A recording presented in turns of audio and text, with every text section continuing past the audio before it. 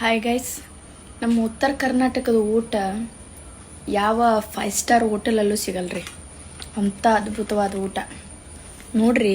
ನಮ್ಮ ಈ ಥರ ಬೆಂಡೆಕಾಯಿ ಪಲ್ಯ, ಇಂಥ ಕಟಕ್ ರೊಟ್ಟಿ, ಇನ್ನೂ ವೆರೈಟಿ ಪಲ್ಯಗಳು, ಖಾರದ ಚಟ್ನಿ, ಇವೆಲ್ಲ ಮೊಸರು ಗಿಸ್ರು ಎಲ್ಲ ಹಾಕೊಂಡು ತಿಂದರೆ ಸಖತ್ ಮಜಾ ಇರುತ್ತೆ.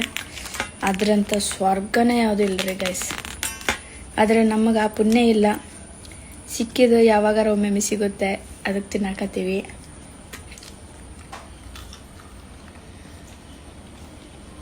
ಸಾಕು. ಅದು ಒಂದು ಪ್ರಾಬ್ಲಮ್ ಏನು ಗೊತ್ತುಂಟ,